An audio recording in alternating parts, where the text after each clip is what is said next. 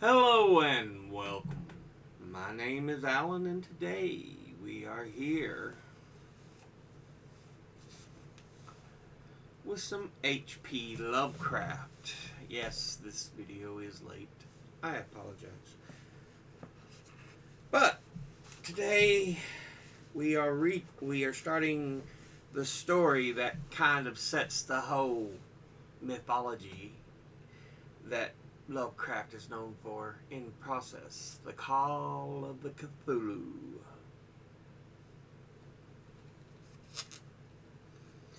Found among the papers of the late Francis Wayland Thurston of Boston. This momentous story, which introduced the ersatz mythology that came to be called the Cthulhu mythos, was written in the summer of 1926. Lovecraft had come up with a plot synopsis as early as August 1925, but that could not write the story until he returned to Providence. Several literary influences have been put forth, ranging from Guy de Maupassant's The Horla to A. Merritt's The Moon Pool to theosophical writings. But Lovecraft has synthesized these multifarious resources into something entirely new. It was initially rejected by Weird Tales and also by the obscure pulp magazine Mystery Stories, but upon Donald Wandre's suggestion, Lovecraft resubmitted it to Weird Tales, where it appeared in the February 1928 issue. Of such great minds, or of such great powers or beings, there may be conceivably a survival of a hugely remote period when consciousness was manifested, perhaps in shapes and forms long since withdrawn before the tide of advancing humanity, forms of which poetry and legend alone have caught a flying memory and called them gods, monsters, mythical beings of all sorts and kinds. Algernon Blackwood. The horror in the clay. The most merciful thing in the world, I think, is the inability of the human mind to correlate all its contents. We live in a placid island of ignorance in the midst of the black seas of infinity, and it was not meant that we should voyage far. The sciences, each straining in its own direction, have hitherto harmed as little, but someday the piecing together of disassociated knowledge will open up such terrifying vistas of reality and of our frightful position therein that we shall either go mad from the revelation or flee from the deadly light into the peace and safety of a new dark age. Theosophists have guessed at the awesome grandeur of the cosmic cycle wherein our world and human race form transient incidents.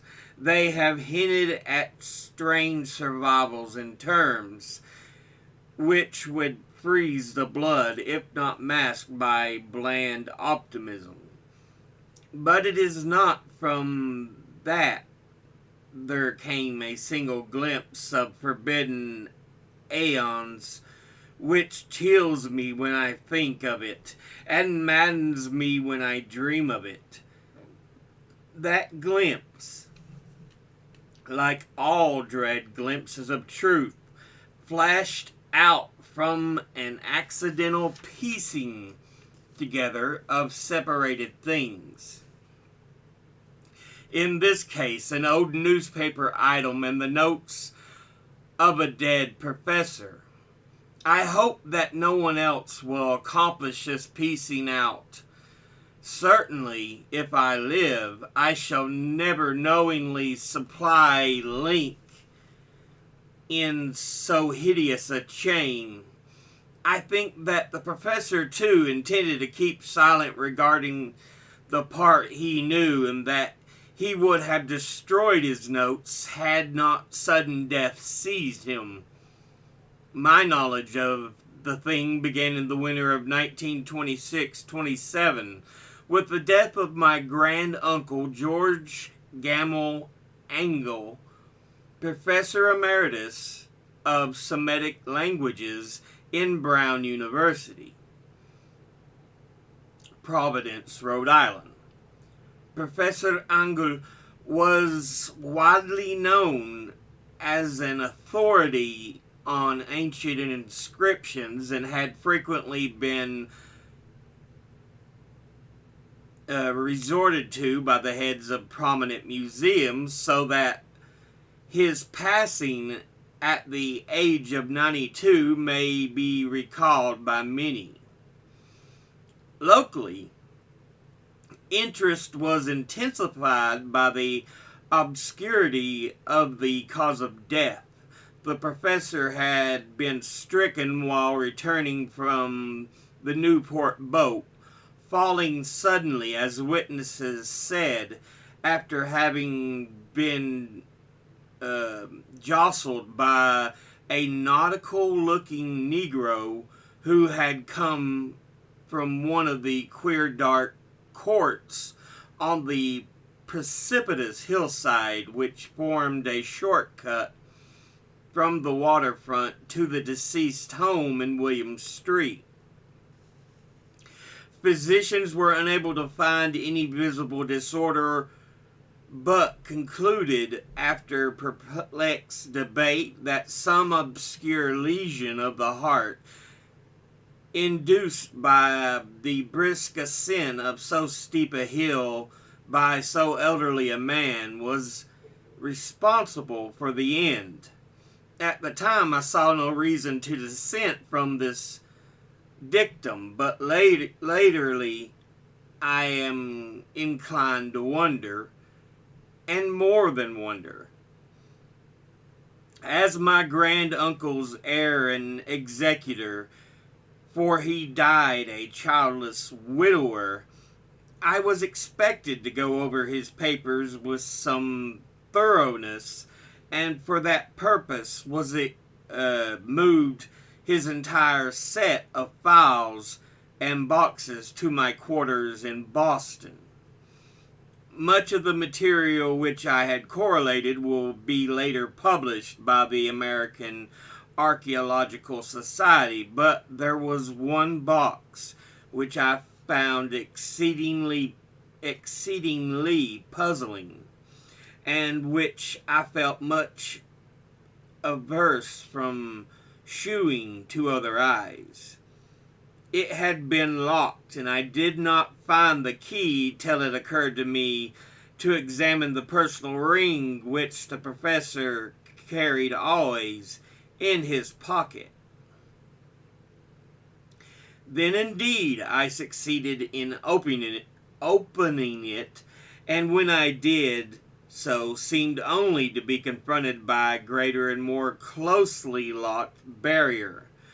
For what could be the meaning of the queer clay bas-relief and the disjointed jordings, ramblings, and cuttings which I found? Had my uncle, in his later years, become credulous incredulous of the most superficial impostures, I resolved to search out the eccentric sculptor responsible for the apparent disturbance of an old man's peace of mind. The bas relief had a rough rectangle less than an inch thick and about 5 by 6 inches in area, obviously of modern origin. Its designs, however, were far from modern in atmosphere and suggestion, for although the vulgarities of Cubism and Futurism are many and wild, they did not often reproduce the cryptic regularity which lurks in prehistoric writing. And writing of some kind, the bulk of these designs seem certainly to be, though my memory, despite much familiarity, was the papers and collections of my uncle, failed in any way to identify this particular species or even to hint at its remotest affiliation. Above these apparent hieroglyphics was a figure of evidently pictorial intent, although its impressionistic execution forbade a very clear idea of its nature. It seemed to be a sort of monster or symbol representing a monster of a form which only a diseased fancy could conceive. If I say that my somewhat extravagant imagination yielded simultaneous pictures of an octopus, a dragon, and a human caricature, I shall not be unfaithful to the spirit of the thing. A pulpy, tentacled head surmounted a grotesque and scaly body with rudimentary wings, and it was a general outline of the whole which made it shockingly frightful. Behind the figure was a vague suggestion of a cyclopean architectural background. The writing accompanying the oddity was, aside from a stack of press cuttings in Professor Engel's most recent hand, and made no pretense to literary style, what seemed to be the main document was headed Cthulu Cult, its characters painstakingly printed to avoid the erroneous reading of the words so unheard of.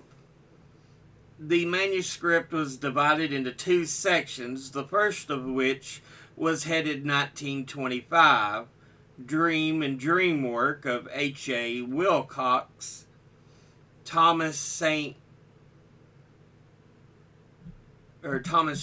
Providence, Rhode Island, and the second, Narrative of Inspector John R. LaGrosse, 121 Bineville Street, New Orleans, Louisiana, at 1908 AAS meeting notes on same and Professor Webb's account. The other manuscript papers were all brief notes. Some of them accounts of the queer dreams of different persons, some of its citations from theosophical books and magazines, notably W. Scott Eliot's Atlantis and the Lost Lemuria, and the rest comments on long-surviving secret societies and hidden cults, and references to passages in such mythological and anthropological source books as Fraser's Golden Bough and Miss Murray's Witch Cult in Western Europe. The cuttings largely alluded to couture, mental illnesses, and outbreaks of groups folly or mania in the spring of 1925.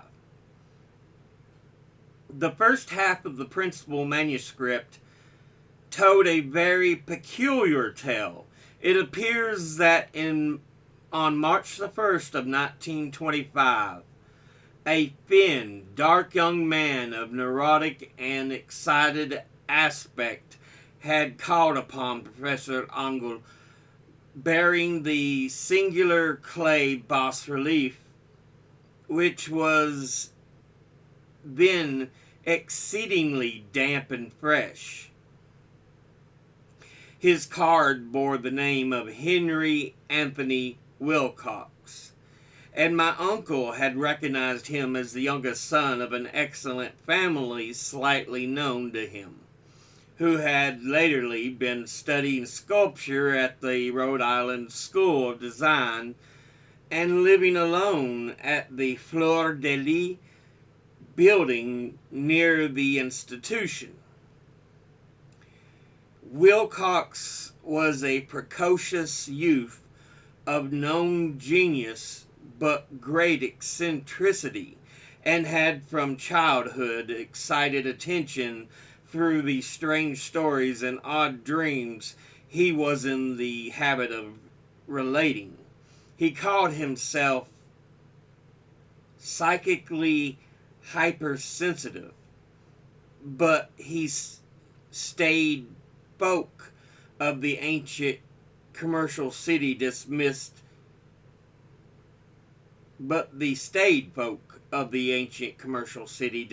him as merely queer, never mingling much with his kind. He was dropped gradually from social visibility and was now known only to a small group of aesthetes from other towns.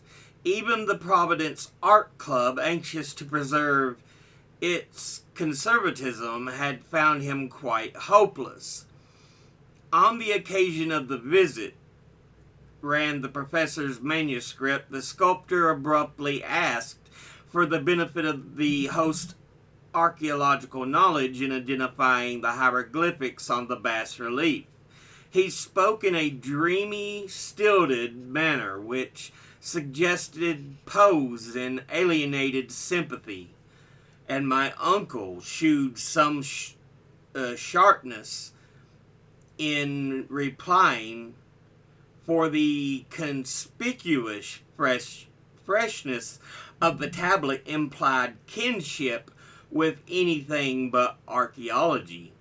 Young Wilcox's rejoinder, which impressed my uncle enough to make him recall and record it verbatim, was of a fantastically poetic cast, which must have typified his whole conversation, and which I have since found highly characteristic of him.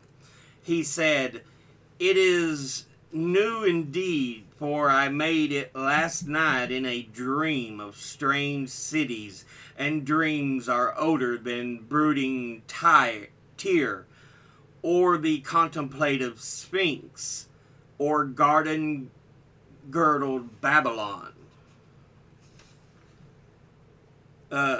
It was then that he began that rambling tale which suddenly played upon a sleeping memory and won the fevered interest of my uncle.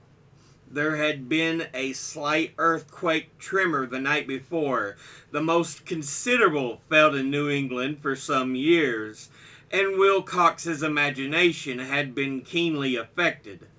Upon retiring, he had an unprecedented dream of great cyclopean cities of Titan blocks and sky-flung monoliths, all dripping with green ooze and sinister with latent horror.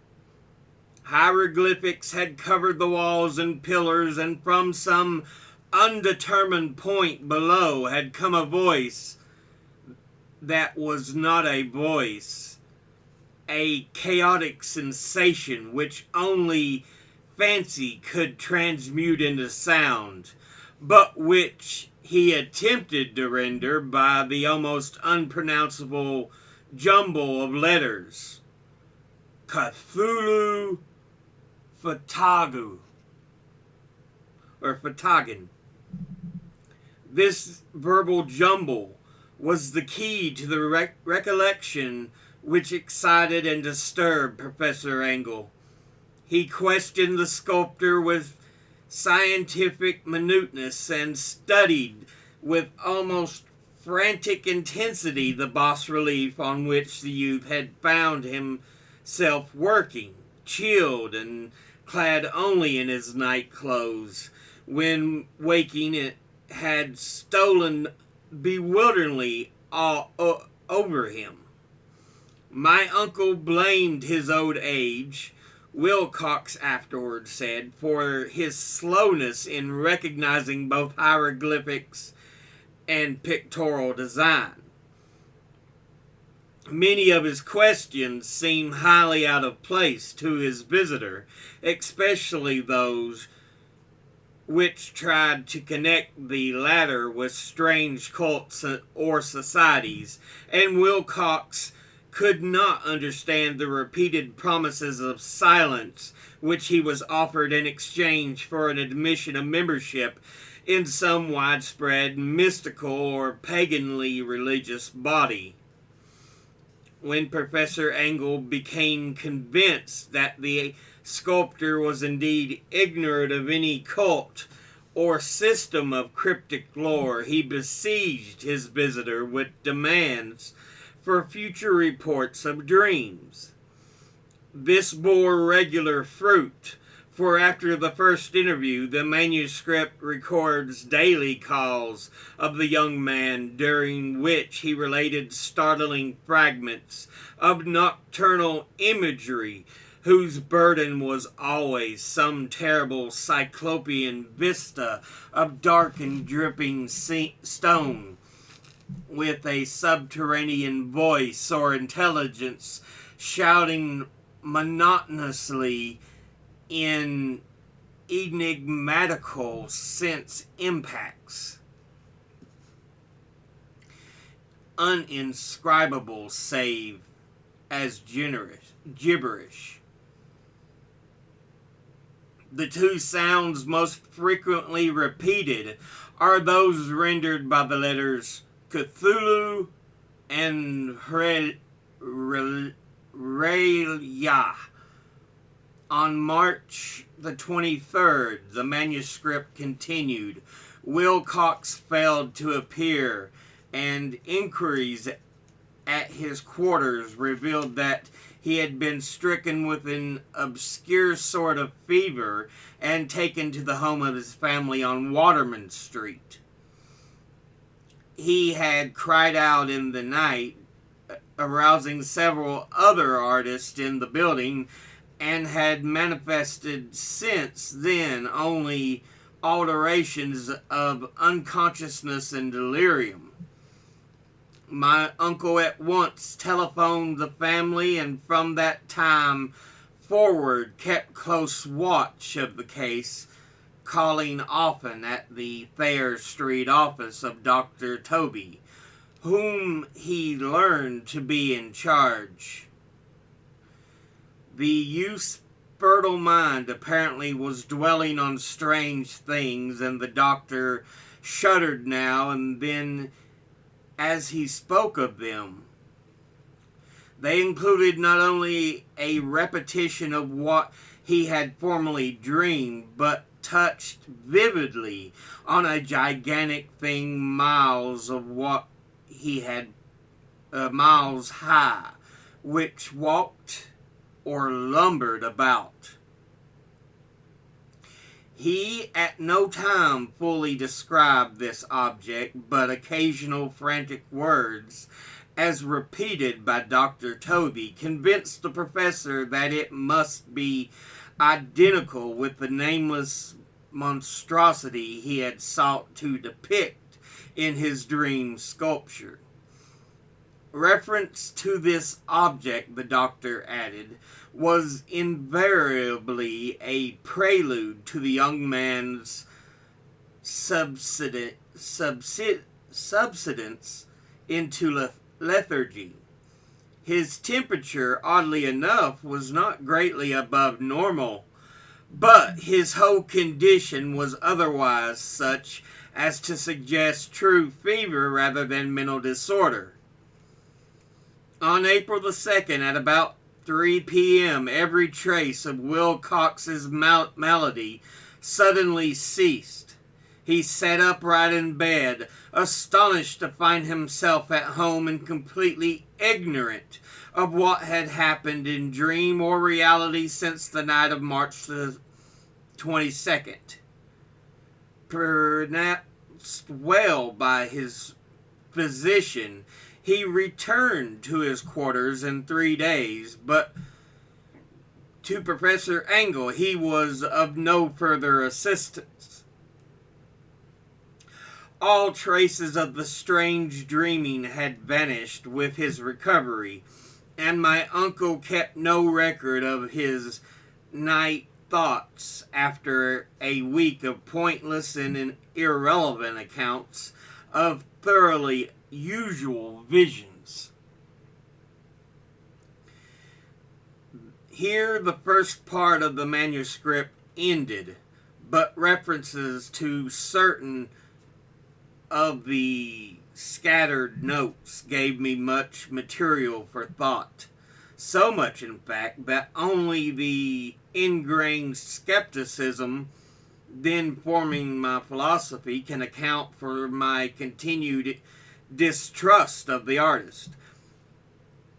The notes in question were those descriptive of the dreams of various persons covering the same period as that in which young Wilcox had had his strange visitations.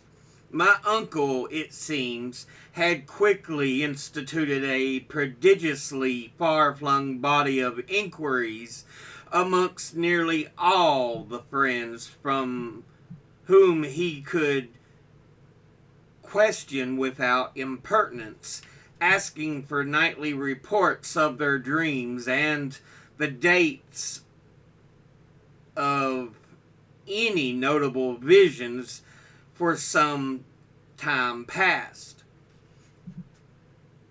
The reception of his request seemed to have been varied, but he must, at the very least, have received more responses than any ordinary man could have handled without a secretary.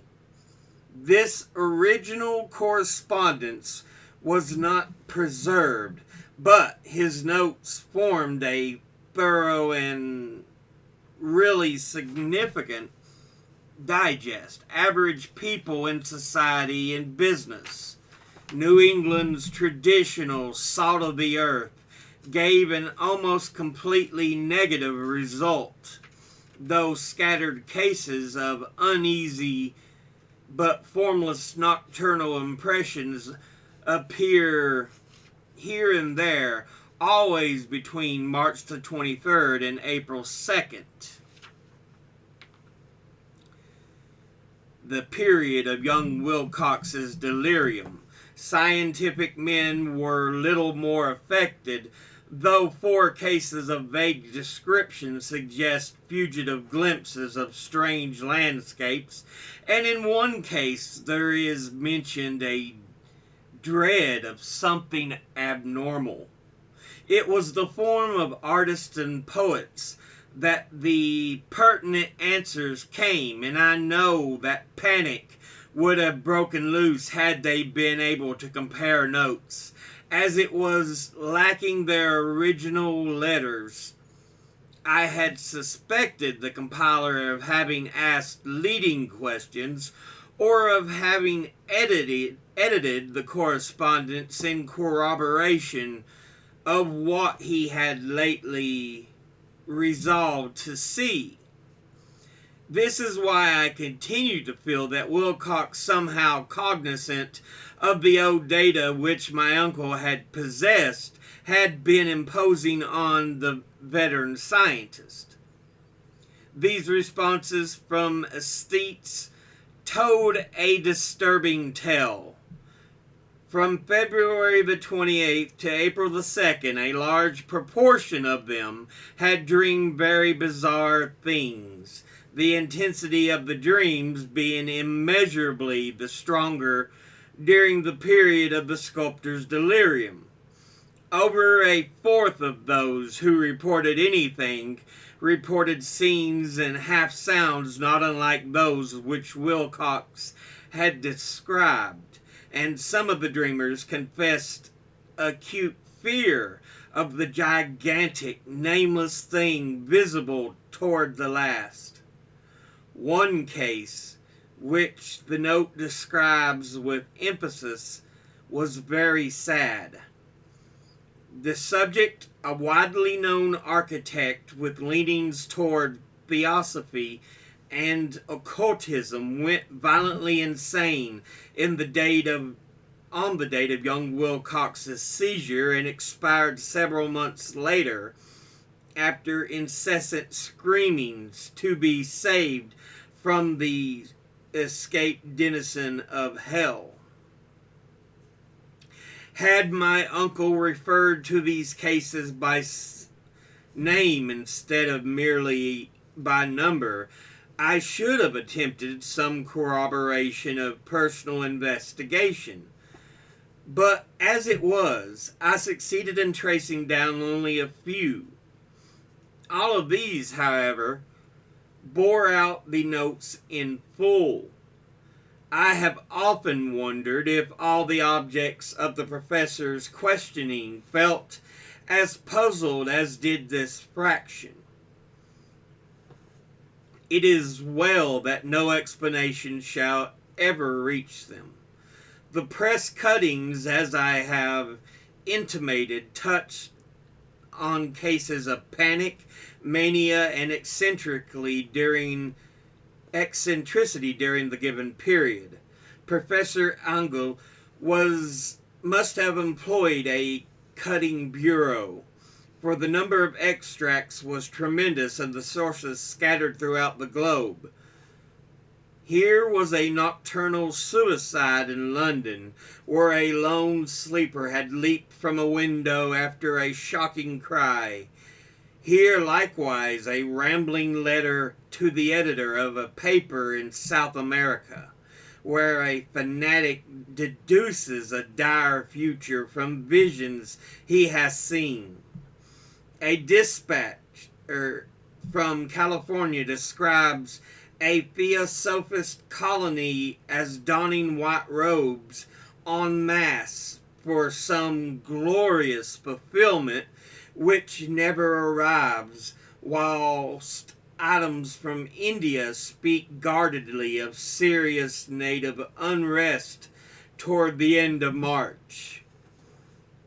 Voodoo orgies multiply in Haiti, and African outposts report ominous mutterings. American officers in the Philippines find certain tribes bothersome about this time, and New York policemen are mobbed by hysterical Levantines on the night of March the 22nd to 23rd. The west of Ireland, too, is full of wild rumor and legendary of a fantastic painter named Ardois Bonat hangs a blasphemous dream landscape in the Paris Spring Salon of 1926. And so numerous are the recorded troubles in insane asylums that only a miracle can have stopped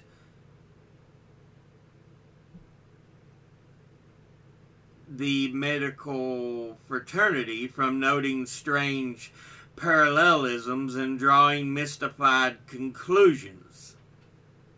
A weird bunch of cuttings all told, and I can at this date scarcely envisage the callous rationalism with which I set them aside. But I was then convinced that young Wilcox had known of the odor matters mentioned by the professor. So, yeah, we get the first part of the Call of the Cthulu. So, yeah,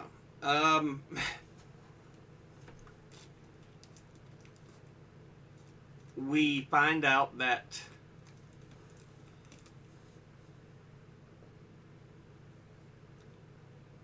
a lonely individual, a professor at Brown University on ancient languages, Semitic, I believe it was Professor Emeritus of Semitic languages.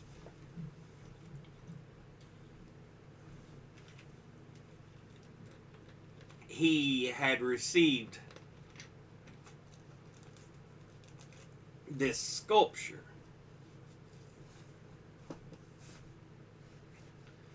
And he talks about Lovecraft's protagonist, main character, talks about what was happening.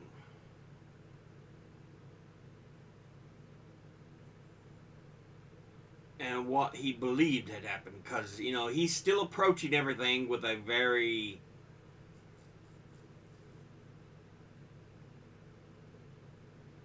suspicious attitude.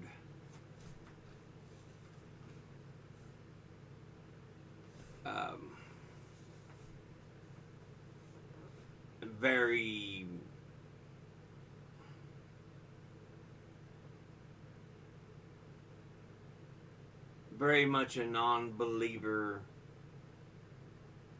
in these things. He's like, why would I believe this?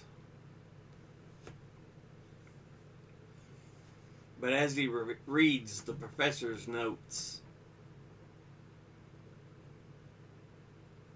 he's discovering several people were looked at, several instances, and he was able to start piecing things all together.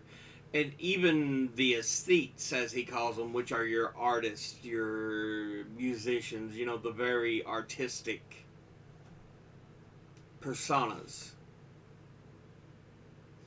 You know, they often talk about artistic and I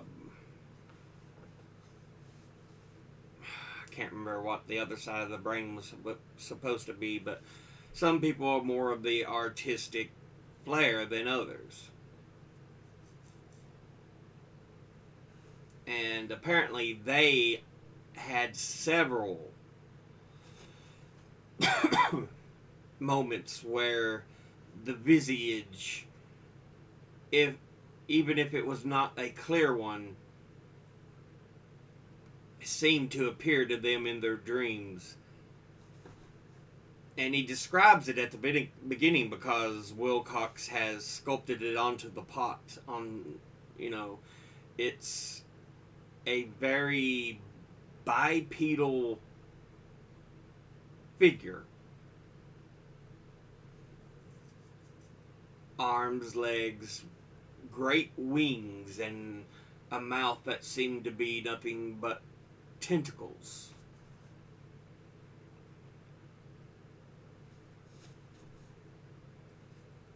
So yeah,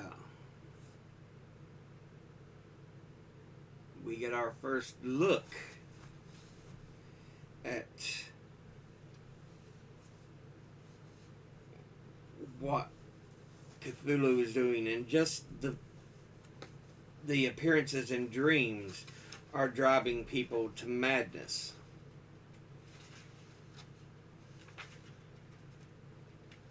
Okay. Part 2.